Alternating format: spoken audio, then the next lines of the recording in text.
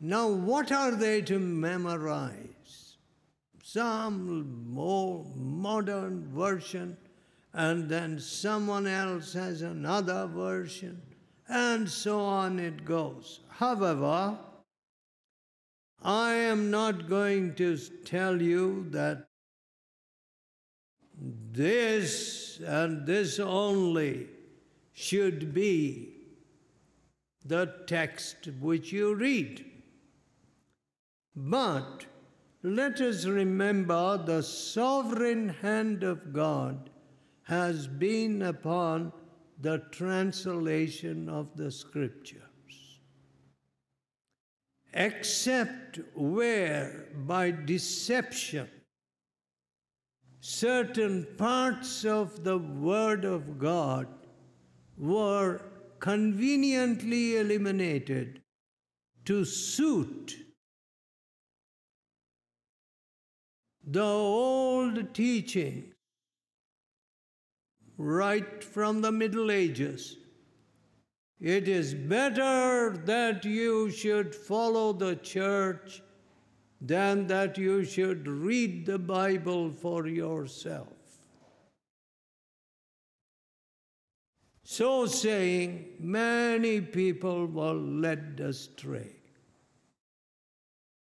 by all the superstitions that were brought in to the churches. And even until very recently, if not even now, there are people who will say, it is more important that you obey the dogmas of the church rather than go to the Bible.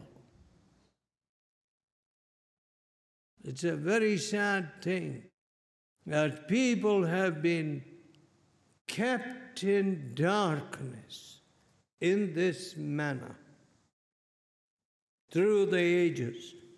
I do not know what the meaning of or the purpose behind giving a Bible to all the competitors in the Olympics. It appears the authorities there decided to give a Bible to every competitor. That sounds very extraordinary. And in a little time, most of our Bibles will be also made in China, printed in China, because many Bibles and books are being printed in China. Now, that is an aside, that's a digression. I'm sorry. But how is it that you sought me? Know ye not that I must be about my Father's business? Can you imagine one of our young fellows today in our churches talking in this fashion? Can you imagine anybody in the computer field talking in this fashion? Can you imagine any of our loud-sounding church members talking in this fashion? No. It is not their intent, it is not their aim, it is not their goal to be ever talking like this. They just read it, skim through, and that's it. My Father's business? That's no business of mine. Know ye not that I should be about my Father's business?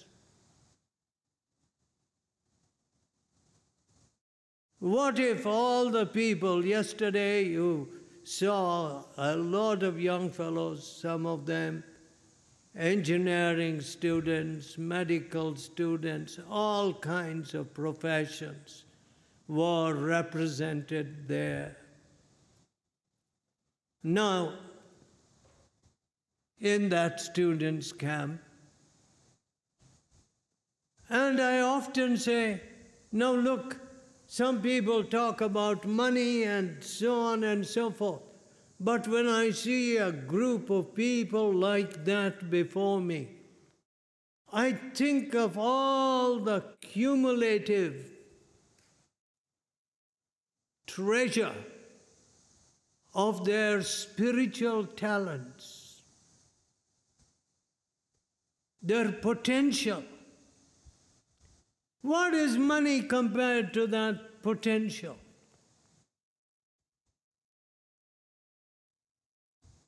That's why I forget even the offering.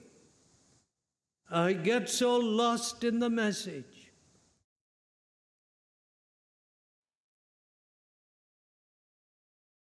The cumulative value of their spiritual potential. If they could all say, I must be about my Father's business. No, today, what is really given to God is just the dregs.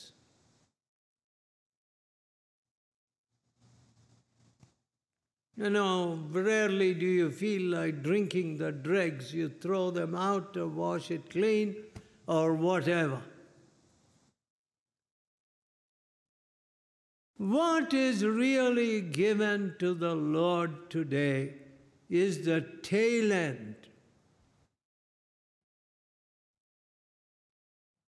Just any little leftover or any little surplus, provided I am able to do that. But in this regard, let me tell you this. The strong misconception in the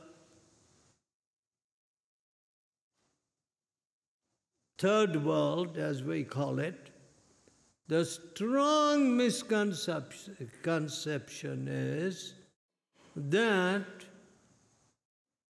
money flows from America and money which comes from America will do it.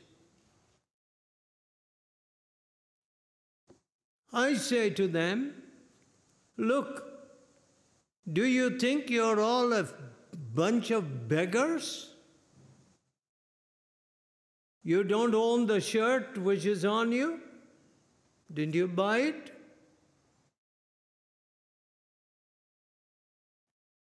And can't you give to the Lord? If you do believe that He gave His life for you and gave His all for you, is there nothing that you can do for Him? And it must come from somewhere.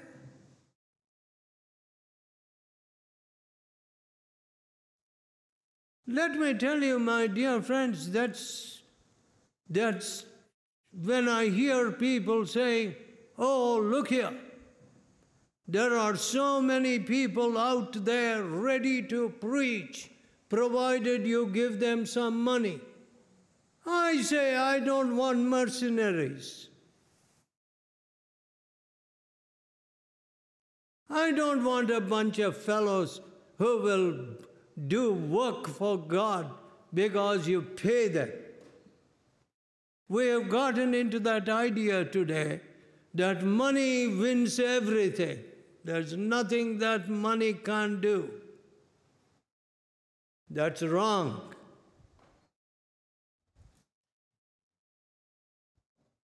All the money in the world cannot change one heart, one person's character.